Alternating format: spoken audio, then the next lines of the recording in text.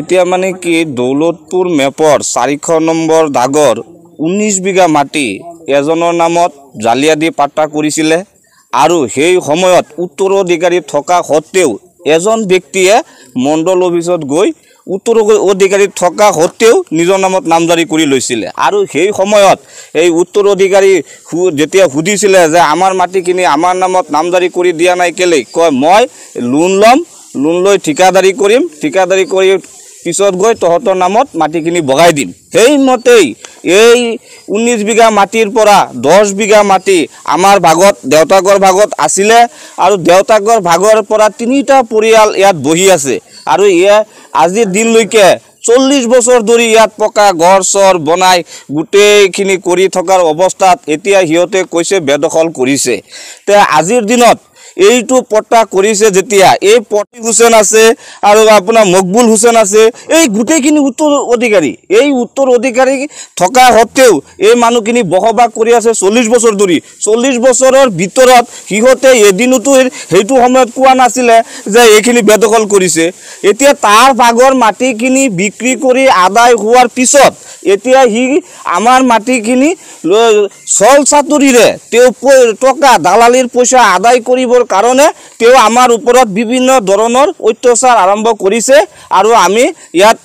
উত্তৰাধিকাৰী নহয় বুলি তেও প্ৰমাণ কৰিব বিচাৰিছে আৰু মই এটা কথা ক'ব বিচাৰো যেইজন নুৰুল আমিন 1 নম্বৰ মস্ত দালাল তেও এই দালালজনে এই পৰিয়ালটোৰ 19 বিঘা মাটি লৈ যেই কাজিয়াৰ সৃষ্টি কৰিছে তেই একমাত্ৰ মাস্টাৰ মাইণ্ড তেও যেতিয়া আমি যেতিয়া থানাত এজাহাৰ দিয়া হৈছিল এজাহাৰ দিয়াৰ সময়ত তেও নিজে আমাৰ লগত আছিলে নুৰ ইছলাম তেও নিজে লগত আছিলে তেও গুটেই পৰিয়ালক লগত লৈ থানাত গৈ ষ্টেটমেন্ট দিছিলে আমি 10 বিঘা মাটি পাব লাগে আৰু সেই সময়ত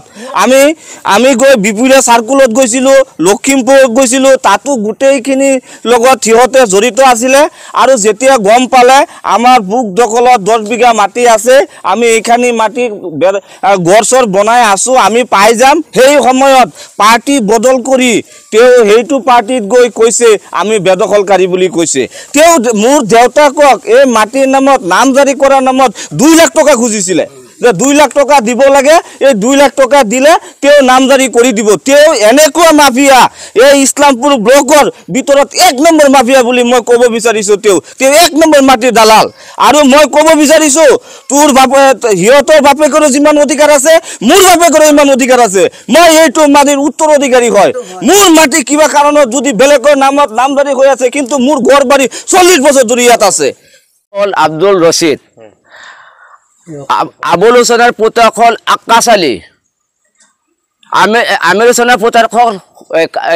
আব্দুল কাদিৰ এই কেইজনৰ নামত মাটিটো পাট্টা হ'ব লাগিছিলে পৃথকে পৃথকে হ'ব লাগিছিলে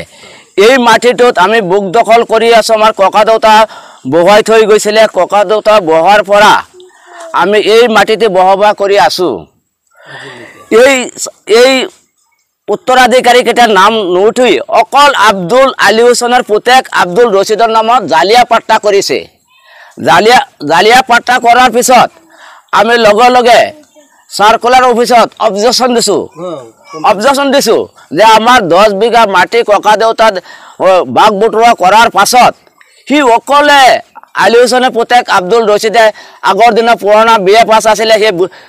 জনা বুজা আছে হি গৈ পৰে নিজে পট্টা কৰি লৈছে আমি যেতিয়া কৈছো এ ভাই তুমি কেনেকে পট্টা কৰিলা কলে হেতু তহঁতৰ নামত বগাই দিম নহয় তহঁতৰ ঘৰ বাৰী আছে নহয় চিন্তা নকৰিবি আমি বগাই দিম এতিয়া আমি সবতকৈ ডাঙৰ মই বগাই দিম সেইভাগে আমি ৰৈ আছো এতিয়া আলী হুসেনে পট্টা কৰি এতিয়া আমাৰ ওপৰত জুলুম অত্যাচাৰ চলাইছে আব্দুল ৰশিদে হে আমাৰ ডাঙৰ ককাই আইছে 82 চনত আমাৰ ওপৰত যাহা কেছ দেবা আমাক 4বাৰ আমি সৰু আমাক 4বাৰ নাই জল খটাইছে তাতো হি হাৰিলে কে আকৌ আমাৰ ওপৰত কেছ ফাইল কৰিছে মোৰ লৰা সৰু লৰা কেটা আমাৰ লৰা কেটা এইটো ঘৰতে মোৰ এইটো মাটিতে জন্ম লৈছে ইহঁতে কি জানে মোৰ লৰাৰ ওপৰত কেছ দিছে মাটিটো আমাৰ আছিলে আমি 10 বিঘা মাটি লৈ আমি বিপুরিয়া সার্কুলার অফিসত 10 বিঘা মাটির আবেদন আমি দরখাস্ত দিছোঁ পাট্টা আমার নামত হ'ব কাৰণে কেঞ্চেল কৰিবলৈ কাৰণে আমাৰ নামত হ'ব কাৰণে আমি আবেদন জনাইছোঁ জনোৱাৰ পাছত আমাৰ নামত একো হোৱা নাই এতিয়ালৈকে এতিয়া আকৌ আমাৰ ওপৰত কেছ দিছে যে এতিয়া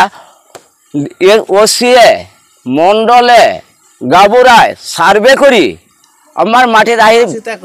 আমার ঘর বাড়ি মাটি দখলভুক্ত আহি সার্ভে করি এতিয়া দিছে 7 বিঘা 2 কটা 3 লসা 19 লসা ঠিক আছে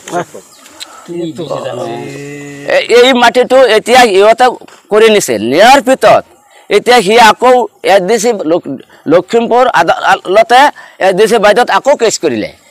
আকৌ গৈ আমি হাজিৰ হলো হাজিৰ হোৱাৰ পিছত আমিও হাজিৰ হলো আমাৰ ডাঙৰ ককাই আব্দুল ৰছিদি হিও হাজিৰ হল তেতিয়া এসডিসি বাইদেৱে সুধিছে এইজন কি হয় আমি মোৰ ডাঙৰ ককাই তোৰ দেউতা তোমাৰ কি হয় মই ক'লো মোৰ জেঠায়েক ক'লো তোমাৰ জেঠায়েক পৰিয়াল একেটাই আমাৰ বাইদেউ তেখেতে সুধক আমি কি হয় মেইন কথাটো মাটি মাটিলে মোৰ ওপৰত কেছ দিছে তেখেতৰ মাটিত বোলে মই বেদখল কৰি পেলাই ঘৰ বহুৱাইছোঁ 67ত এই ঘৰ বনাই বহি আছে মোৰ দেউতাই ঘৰ বনাই থৈ গ'ল এই দেউতাই এই মাটি খাই মাটিত আপোনালোক বহি আছে এইটো মাটিৰ উত্তৰাধিকাৰী আপোনালোকক হয় আমি হওঁ কিন্তু আপোনালোকক দিয়া নাই আমাক দিয়া নাই ৰচিদে দিয়া নাই অকলে তাৰ নামতে 19 বিঘা ধৰি পাট্টা কৰি লৈছে আইছা আৰু এইটো যেতিয়া ৰচিদৰ বাবা আছিলে তেতিয়া তাৰ বাবাই আমাৰ বাবাই এই মাটিতে আমাক ঘৰ বনাই থৈ গৈছে আমি ইয়াতে বহবা কৰি খাই আছো যেতিয়া 67ত মই ঘৰ বনাইছিলোঁ আমি আমাৰ বাবাই যেতিয়া ঘৰ বনাইছিলে ৰচিদৰ বাপেকে ৰচিদে কেলে মানা কৰা নাই তেতিয়া মই মানা কৰিব লাগিছিলে এই বা ইয়াত মাটি ঘৰ দৰ নবনাবি মই অকলে থাকিম এই মাটিত আমি 4টা পৰিয়াল বহি আছো তাৰে সৈতে 5টা পৰিয়াল বহি আছো অকলে সি মাটি আমাৰ ঘৰ দুৱাৰ থৈ পেলাই সি অকলে 19 বিঘা মাটি পট্টা কৰি লৈছে এতিয়া কি বিচাৰে আপুনি